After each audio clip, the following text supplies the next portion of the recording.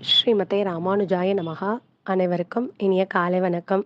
இன்னைக்கு நம்ம மகாபாரதத்தினுடைய 16வது நாள்ல இருக்கோம். நேத்தைக்கு என்ன பார்த்தோம் அப்படின்னு பார்த்தா, ஊர்வஷியும், புரூரவசும் ஒருத்தர் மேல ஒருத்தர் காதல் கொண்டு இருக்காங்க. அப்போ ஊர்வஷி ஸ்வர்கலோகத்துல இருக்கிறப்போ, லக்ஷ்மி சுயம்பரத்துல நடிச்சப்போ, இந்த உலகத்திலேயே சிறந்தவர் நாராயணன்னு சொல்றதுக்கு பதிலா, புரூருவஸ் அப்படின்னு சொன்னதுனால, பரத முனிவர் அவளுக்கு சாபம் குடுத்துர்றாரு. "நீ பூமியில போயி கொஞ்ச காலம் வாழ்ந்துட்டு, சாதாரண பெண்ண போல இருந்துட்டு, அதுக்கப்புறம் சாபம் தீர்ந்த பிறகு நீ மேல வரலாம்." அப்படின்னு சொன்னதுனால, ஊர்வஷி பூமிக்கே வந்துர்றாங்க. ஆனாலும் ரொம்ப வருத்தப்பட்டா கூட, புரூரவஸோட வாழப்போறோம் அப்படின்னு நெனச்சு சந்தோஷப்பட்டாங்க. அப்போ புரூரவஸ சந்திக்கிறாங்க. புரூரவஸ் "என்ன திருமணம் செய்துக்கிறியா?" அப்படின்னு கேட்ட உடனே, "எனக்கு ஒரு 3 கண்டிஷன்ஸ் இருக்குது. இத நீங்க கரெக்ட்டா ஃபாலோ பண்ணீங்க அப்படின்னா, அதுவரைக்கும் நான் உங்களோட இருப்பேன். அந்த கண்டிஷன் ஃபெயில் ஆச்சு. அத நீங்க காப்பாத்தல. அந்த வாக்குறுதிய நீங்க நிறைவேத்தல அப்படின்னு சொன்னா, நான் அடுத்த நொடியே உங்கள விட்டு பிரிஞ்சு போயிடுவேன்." அப்படின்னு ஊர்வஷி சொல்றாங்க. அது என்ன 3 ரூல்ஸ் போட்டாங்க அப்படின்னு பார்த்தா, அவங்க 2 ஆடு வச்சிருந்தாங்க. அந்த 2 ஆட்டையும் ரொம்ப கவனமா பார்த்துக்கணும் அப்படின்றது முதல் கண்டிஷன். 2வது கண்டிஷன் என்ன அப்படின்னு பார்த்தா, நான் நெய்யால செய்யப்பட்ட பலகாரத்த மட்டுமே நான் சாப்பிடுவேன். மற்ற பலகாரத்த சாப்பிட மாட்டேன் அப்படின்றது 2வது கண்டிஷன். 3வது கண்டிஷன் என்ன அப்படின்னா, வெளிச்சமா இருக்கிறப்போ, அ புரூரவசும், ஊர்வசியும் ஒருத்தருக்கொருத்தர் ஆடை இல்லாம பார்த்துக்க கூடாது அப்படின்றது தான் கண்டிஷன். இதுக்கு நீங்க சரின்னு சொன்னா, நான் உங்கள கல்யாணம் பண்ணிக்கிறேன் அப்படின்னு சொல்றாங்க. சரின்னு புரூரவசும் ஒத்துக்கொள்ள 2 பேருக்கும் இனிதே திருமணம் நடந்தது. இப்போ 2 பேரும் ஆனந்தமா அவங்களோட திருமண வாழ்க்கைய அனுபவிச்சுட்டு இருக்காங்க. அப்போ ரொம்ப காலங்கள் ஒரு 50, 60 வருஷம் போல போய்க்கிட்டே இருக்குது. இவங்களும் ரொம்ப சந்தோஷமா பூமியிலேயே ஏன்னா புரூரவசும் ரொம்ப சிறந்த ராஜா தான் அப்படின்றதுனால வாழ்ந்துட்டு இருக்காங்க. அப்போ என்ன ஆகுது ஒரு நாள் அப்படின்னு பார்த்தா, இந்திரலோகத்துல அப்சரஸ்கள் எல்லா அப்சரஸ்கள் இருந்தா கூட, ஊர்வசி இல்லாதது ஒரு பெரிய இழப்பா இந்திரனுக்கு தெரியுது. ஐயோ! ஊர்வசி இருந்திருந்தா, இன்னும் இந்த இடம் ரொம்ப நல்லா இருந்திருக்குமே! ஊர்வசி இப்படி இல்லாம பூமியில போய் இருக்காளே! எப்படியாவது நம்ம ஊர்வசிய இங்க கூட்டிட்டு வரணும் அப்படின்னு நெனைக்கிறாரு. அப்ப என்ன பண்ணலாம் அப்படின்னா, அவங்களுக்கு புரியல. ஏன்னா புரூரவசும், ஊர்வசியும் ஒருத்தருக்கு மேல ஒருத்தர் ரொம்ப அன்பாவும், பிரியமாவும், ஒரு இனிமையான தம்பதிகளா இருந்துட்டு இருக்காங்க. அப்ப அவங்கள எப்படி பிரிச்சு ஊர்வசிய மேல கூட்டிட்டு வர்றது அப்படின்றது அவங்களுக்கு புரியல. அப்போ இந்திரன் ஒரு கந்தர்வனுடைய உதவிய நாடுறான். ஒரு கந்தர்வன கூப்பிட்டு கந்தர்வர்கள் அப்படின்றவங்க யாரு அப்படின்னா, தேவர்கள் மாரியே வானத்துல இருக்கக்கூடியவங்க தான். ரொம்ப அழகா இருப்பாங்கன்னு சொல்லுவாங்க. இந்த கந்தர்வர்கள் அவங்க இனிமையா பாடக்கூடிய ஆற்றலும் உள்ளவங்க அப்படின்னு சொல்லுவாங்க. அப்போ ஒரு கந்தர்வன கூப்பிட்டு, இந்த மாரி ஊர்வசிய நம்ம திருப்பி நம்மளோட சொர்க்கலோகத்துக்கே நம்ம கூட்டிட்டு வரணும் அப்படின்னு இந்திரன் சொல்றாரு. உடனே கந்தர்வன் சரி நான் பூமிக்கு போய் அவங்க எப்படி வாழ்றாங்க என்னன்றதெல்லாம் நான் நோட்டீஸ் பண்ணிட்டு உனக்கு சொல்றேன் அப்படின்னு சொல்லிட்டு அவன் போயிடுறான். அப்ப புரூரவஸோட அரண்மனைக்கு போயி, அங்க போய் பார்க்குறான் எப்படி ஊர்வசியும், புரூரவஸும் வாழ்ந்துட்டு இருக்காங்கன்னு. அப்ப அவனுக்கு இந்த ஊர்வசி போட்ட 3 விதிகள பத்தி அவனுக்கு தெரிய வருது. அதே மாரி ஊர்வசி கூறுன வார்த்தையும் அவனுக்கு தெரிய வருது. இந்த 3 விதிமுறைகள்ல ஏதாவது ஒரு விதிமுறைய தவறுனாலே, நான் உன்ன விட்டு பிரிஞ்சு போயிருவேன் அப்படின்னு ஊர்வசி சொன்னத இந்த கந்தர்வன் தெரிஞ்சுக்கிறான். அப்போ ஊர்வசி போட்ட ரூல்ஸ நம்ம உடைக்க வச்சுட்டோம். அத புரூரவஸால நிறைவேத்த முடியாம போயிடுச்சு அப்படின்னா, ஆட்டோமேட்டிக்காவே ஊர்வசி தானே பிரிஞ்சு சொர்க்கலோகத்துக்கு போயிருவா. ஸோ நம்ம ஊர்வசிட்ட போய் பேசவோ, அவள கட்டாயப்படுத்தவோ தேவையே கிடையாது.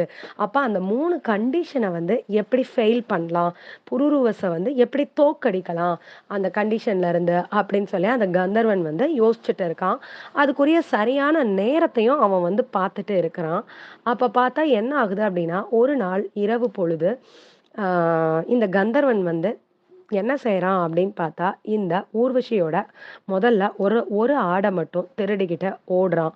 அத பார்த்து தடதடன்னு சத்தம் கேட்ட ஊர்வசி ஏதோ ஒண்ணு நடக்குது அப்படின்னு சொல்லிட்டு, அந்த ஆட்டினுடைய சத்தமும் காதுல கேட்க கண்டுபிடிச்சிடுறாங்க. ஊர்வசி யாரோ ஆட்ட தான் திருடிட்டு போறாங்க அப்படின்னு சொல்லிட்டு, இங்கேருந்து கூக்குரல் எழுப்புறாங்க.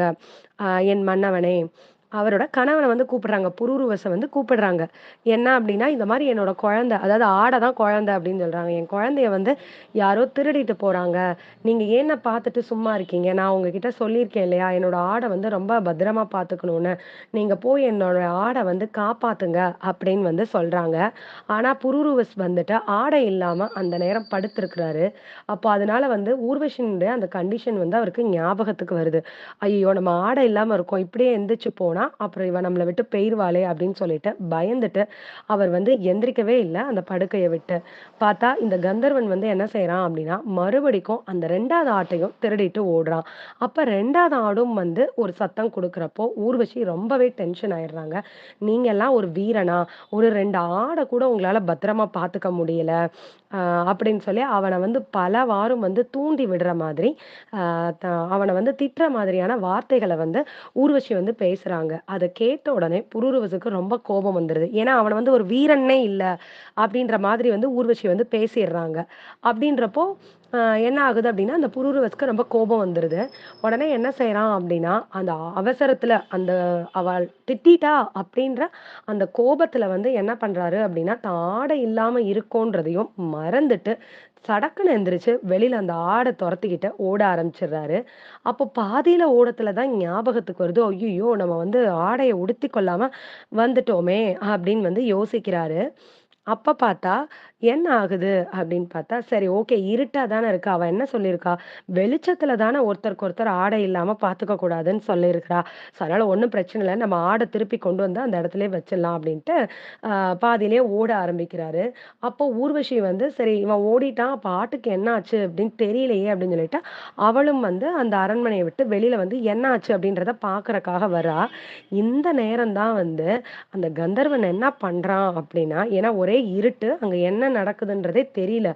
இந்த புரூரவசு ஓடிக்கிட்டு இருக்காரு ஆட்ட தேடி. இந்த ஊர்வசி வந்து என்ன செய்றா அப்படின்னா, அரண்மனையோட மாடத்துல நின்னுட்டு இருக்கா. என்ன நடக்குதுன்றத பார்க்கறதுக்காக. அப்போ இருட்டா தான் இருக்குது. இந்த கந்தர்வன் என்ன பண்றான், ஒரு மின்னல வெட்ட வைக்கிறான். அப்போ மின்னல வெட்டுன உடனே பளிச்சுன்னு ஒரு வெளிச்சம் பட்டு, அப்படியே புரூரவஸ் நிக்கிறது, அங்க மேல இருந்த ஊர்வசி கண்ணுக்கு தெரிஞ்சிருது. அப்போ அவளோட கண்டிஷன் வந்து ஃபெயில் ஆயிருது. என்ன அப்டின்னா, ஊர்வசி வந்து என்ன சொன்னாங்க அப்டின்னு பார்த்தா, "ஆ வெளிச்சத்துல ஆடை இல்லாம நான் வந்து உன்ன பார்க்கக்கூடாது" அப்டின்றத வந்து சொல்லியிருந்தாங்க. ஆனா, இப்ப மின்னல் வெளிச்சத்துல இவங்க பார்க்குற மாதிரி ஆனதுனால, "இனிமேலும் நான் உன் கூட வாழ மாட்டேன்" அப்டின்னு சொல்லிட்டு என்ன செய்றாங்க, போயிர்றாங்க. ஆனா, இந்த புரூரவஸ் வந்து எப்படியோ அவன் அந்த கந்தர்வன் வந்து என்ன பண்றான் அப்டின்னா, ஆட்ட வந்து ஒரு வயல்வெளியில விட்டுட்டு போயிடுறான். ஸோ இந்த புரூரவஸ் போய் அந்த ஆட்ட எடுத்து கொண்டு வந்து திருப்பியும் கொண்டு வந்துர்றாரு. வந்து பார்த்தா, அங்க வந்து ஊர்வசி இல்ல. ஐயோ! ஊர்வசிய காணோமேன்னு சொல்லி பல இடங்கள்ல தேடுறாரு. பார்த்தா, அவங்க அரண்மனையோட வானத்துல அவ பறந்து போயிட்டு இருக்கிறா. அத பார்த்த உடனே அப்படியே நெஞ்சே வெடிச்சிடுற மாரி இருந்தது புரூரவஸுக்கு. திடுதிடுன்னு ஓடி போய், "போகாத ஊர்வசி, போகாத. உன்னோட ஆட்ட தான் நான் கொண்டு வந்துட்டேனே! நீ ஏன் இது பண்ற? தயவுசெய்து இரு, இருன்னு" பல முறை வந்து அவகிட்ட வந்து கெஞ்சி கெஞ்சி பார்க்குறாரு. ஆனா கூட ஊர்வசி வந்து எதையுமே வந்து காதுல வாங்கவே இல்ல. "நீ வந்து என்னோட 2 ஆட்ட திருடிட்டு போனதையும் நீ வந்து சரி பண்ணாம, நீ வந்து அசால்ட்டா இருந்த. 2வது இந்த மாரி ஆடை இல்லாம நான் உன்ன பார்த்துட்டேன். இனிமேல் நான் உன் கூட இருக்க மாட்டேன்." அப்படின்னு சொல்லிட்டு போயிர்றாங்க. அப்போ ஊர்வசி பிரிஞ்சு போன உடனே புரூரவஸ் வந்து சித்தம் கலங்குன மாரி ஆயிடுறாரு. தான் என்ன செய்றோன்றது அவருக்கே தெரியல. ரொம்ப ஒரு மன அழுத்தத்துக்கு தள்ளப்படுறாரு புரூரவஸ் வந்துட்டு. அப்போ வந்து என்ன ஆகுது அப்படின்னு பார்த்தா, கொஞ்ச நாள் அங்கேயும் இங்கேயும் அலைஞ்சு திரிஞ்சுட்டு இருக்கிறாரு. அதுக்கப்புறம் ஒரு நாள் ஒரு காட்டு வழியா போகிறப்போ, அங்க ஒரு பெரிய தடாகத்துல ஊர்வசி தன் தோழிகளோட குளிச்சிட்டு இருக்கிறத பார்க்குறாரு. பார்த்த உடனே நேரா ஊர்வசி கிட்ட போயி, "ஊர்வசி நீ தயவு செய்து என்னோட தப்ப மன்னிச்சுடு. நீ என்னோடயே திருப்பி வந்துடு. நானும் நீயும் கணவன் மனைவியா சந்தோஷமா வாழலாம்." அப்படின்னு சொல்றாரு. அதுக்கு ஊர்வசி சொல்றாங்க, "இல்ல நான் வந்து ஒரு தேவகன்னிகை. நான் வந்து பெர்மனன்ட்டா யாரோடையும் வந்து வாழவே முடியாது. இதுல உங்க தப்பு எதுவுமே கிடையாது. அ நான் வந்து அங்க வேண்டிய சூழ்நிலை. அதனால அதுக்கான ஒரு காரணம் வேணும் அப்படின்றதுக்காக தான் இதெல்லாம் ஒரு நாடகம் மாரி நடிக்கப்பட்டதே தவிர, மற்றபடி உங்க மேல எந்த பிழையுமே இல்ல. நீங்க எப்பயும் போல சந்தோஷமாவே இருங்க." அப்படின்னு சொல்லிட்டு, "நான் வந்து இப்ப வந்து கர்ப்பவதியா இருக்கேன். உங்களோட குழந்தைய நானு என்னுடைய கருவுல வந்து சுமந்துட்டு இருக்கேன். இந்த குழந்தை பிறந்த உடனே நான் கொண்டு வந்து உங்ககிட்ட ஒப்படைப்பேன்." அப்படின்னு சொல்லிட்டு ஊர்வசி வந்து போயிடுறாங்க. அப்பதான் வந்து புரூரவஸுக்கு வந்து புரியுது. இந்த மாதிரி தேவ கன்னிகைகள்லாம் வந்து பெர்மனன்ட்டா நம்மளோட இருக்க மாட்டாங்க அப்படின்றது தெரிஞ்சு, ஆனாலும் வருத்தம் தாழல அவருக்கு. ஆனா, ஏதோ ஓரளவு தேறி, அப்புறம் நாட்ட கவனிக்கிற அளவுக்கு இருந்து, ஆனா புரூரவஸ் வந்து வேற யாரையும் கல்யாணம் பண்ணிக்கிட்டாரா அப்படின்றது தெரியல. அவர் வந்து இருந்துட்டுருக்காரு. அந்த ஊர்வசி வந்து சொன்ன மாதிரியே 1 வருஷம் கழிச்சு, ஒரு குழந்தைய பெத்து கொண்டு வந்து, ஆ புரூரவஸ் கையில வந்து கொடுக்குறாங்க. அந்த குழந்தைக்கு பேரு தான் ஆயுஷ் அப்படின்னு சொல்றாங்க. ஆயுஷ் அப்படின்ற ஒரு குழந்தை பிறக்குது. ஆனா, அந்த குழந்தைய குடுக்க வர்றப்போ, புரூரவஸுக்கு ஊர்வசிய பார்த்தோனே மனசு தாங்கவே இல்ல. ஊர்வசி என்ன விட்டு போகாத, என்ன விட்டு போகாதன்னு ரொம்ப கெஞ்சுறாரு. அப்புறம் என்ன செய்றாரு அப்படின்னு பார்த்தா, பிரம்மதேவன்ட்ட வந்து முறையிடுறாரு. இந்த மாரி நான் என்னுடைய மனைவிய அதிகமா நேசிக்கிறேன். என் மனைவி இல்லாம என்னால இருக்க முடியாது அப்படின்னு ரொம்ப பிரார்த்தனை பண்ணிக்கிட்டு இருக்கேனுங்க. பிரம்மதேவன் வந்து என்ன சொல்றாரு அப்படின்னா, ஊர்வசி கிட்ட, "இவ்ளோ தூரம் உன் மேல அன்பும், பிரியமுமா இருக்கக்கூடிய ஒரு கணவன வந்து நீ பிரியறதுன்றது கொஞ்சம் வந்து வருந்தத்தக்க செயல் தான். அதனால நீ அவனுக்காக ஒரு ஒரு சகாயம் வந்து பண்ணி குடு அப்படின்னு பிரம்மா வந்து கேட்குறாரு. அப்ப ஊர்வசி என்ன அப்படின்னு கேட்டப்போ, வருஷத்துல 1 நாள் மட்டுமாவது இங்க வந்து தங்கி புருருவசோட மனைவியா நீ வாழ்ந்துட்டு போ. அத நினைச்சு அவன் வந்து அவன் ஆயுஸ் ஃபுல்லா சந்தோஷமா இருந்துக்கிடட்டும் அப்படின்னு வந்து சொல்றாரு. அதுக்கு ஊர்வசியும் ஒத்துக்கிறாங்க. ஸோ அதனால வருஷத்துக்கு 1 நாள் மட்டும் வந்து புரூரவஸோட மனைவியா இருந்துட்டு போறாங்க. இப்படியே பல வருடங்கள் ஓடுது. அவங்களுக்கு அதுக்கப்புறம் ஒரு 5 குழந்தைகள் வந்து பிறக்குறாங்க.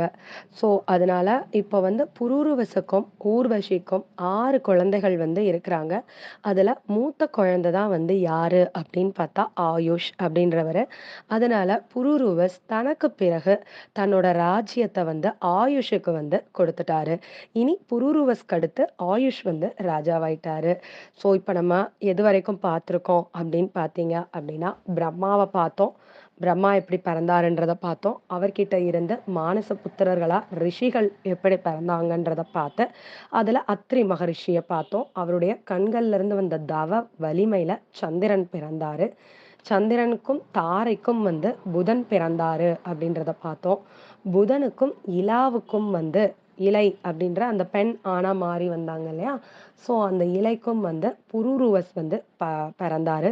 நம்ம இப்போ 3 நாளா புரூருவஸோட சரித்திரத்த தான் வந்து அனுபவிச்சோம். புரூருவஸ் பிறந்து எப்படி ஒரு சிறப்பான ராஜாவாகி ஊர்வசிய காப்பாத்தி, அதுக்கப்புறம் ஊர்வசிய கல்யாணம் பண்ணிக்கிட்டு சந்தோஷமா வாழ்ந்து, திருப்பி ஊர்வசி வந்து புரூருவஸ விட்டு பிரிஞ்சு போயிட்டாங்க. அப்போ அவங்களுக்கு குழந்தைகள் வந்து பிறந்தாங்க. அப்படின்றதுல ஆயுஷ் அப்படின்ற அந்த ராஜாவ தான் வந்து நம்ம வந்து இப்ப வந்து பார்க்கணும். ஆனா வந்து என்ன அப்படின்னா, ஆயுஷ பத்தின கதைகள் வந்து ரொம்ப வந்து இல்ல மகாபாரதத்துல வந்துட்டு. அவர் வந்து யார கல்யாணம் பண்ணிக்கிட்டாரு அப்படின்னு பார்த்தா, ஸ்வர்ணபானு அப்படின்ற ஒருத்தருடைய மகள வந்து அவர் வந்து திருமணம் பண்ணியிருக்கிறாரு அப்படின்னு மட்டும் தான் இன்ஃபர்மேஷன் இருக்கு. அவர் வந்து ஒரு சிறந்த ராஜாவா இருந்தாரு அப்படின்ற மணிக்கு தான் இருக்கே தவிர, அவருக்குன்னு சொல்லி ஸ்பெசிஃபிக்கா வந்து எந்த ஒரு கதைகளும் கொடுக்கப்படல. இந்த ஆயுஷ் மகாராஜாவுக்கு. ஸோ அப்ப புருருவசோட பிள்ளை வந்து ஆயுஷ். இப்ப ஆயுஷ்க்கு கதை இல்லாததுனால, நம்ம அடுத்த தலைமுறையான நகுஷன பத்தி நம்ம வந்து பார்க்க போறோம். ஆயுஷோட பிள்ளை யாரு அப்படின்னு பார்த்தா, நகுஷன் அப்படின்னு சொல்றாங்க. இந்த நகுஷனுமே வந்து ஒரு பெரிய சிறந்த அரசனா தான் வந்து இருந்திருக்கிறாரு. நற்காரியங்கள செய்வதிலும் சரி, யாக யக்ஞங்கள நடத்துவதும் சரி, பெரியவங்கள மதிக்கிறதும் சரி, எல்லா விஷயத்திலயுமே ஒரு சிறந்த ராஜாவா இந்த நகுஷன் வந்து இருந்திருக்கிறாரு. அப்படி இந்த நகுஷன் வந்து என்ன செய்றாரு அப்படின்னா, 100 அஸ்வமேத யாகம் வந்து நடத்துறாரு. எதுக்காக அப்படின்னா, அந்த இந்திர பதவி வந்து கிடைக்கணும் அப்படின்றதுக்காக 100 அஸ்வமேத யாகங்கள வந்து வெற்றிகரமா நடத்தி முடிக்கிறாரு. நடத்தி முடிச்ச உடனே வந்து என்ன ஆகுது அப்படின்னு பார்த்தா, இந்திரலோகத்துல வந்து இந்திரன் வந்து ஒரு அரக்கன வதம் செய்ய போக, அந்த இடத்துல வந்து என்ன ஆகுது அப்படின்னா, அந்த தோஷம் வந்து இந்திரனுக்கு வந்து ஒட்டிக்கிடுது. அப்போ இந்த இந்திரன் வந்து தன்னுடைய தோஷங்கள வந்து நீக்கிக்கிறதுக்காக, இங்க பூமியில உள்ள மனோசரோவர் அப்படின்ற அந்த இடத்துக்கு வந்து என்ன செய்றாரு அப்படின்னா, தவம் இருக்கிறதுக்கு வந்துர்றாரு.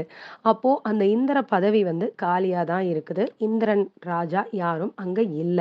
அப்ப அங்க உள்ளவங்கலாம் என்ன செய்றாங்க அப்படின்னா, என்னைக்கு இந்த தோஷம் நீங்கி இந்திரன் மறுபடிக்கும் மேல வருவாரு அப்படின்றதெல்லாம் வந்து தெரியல.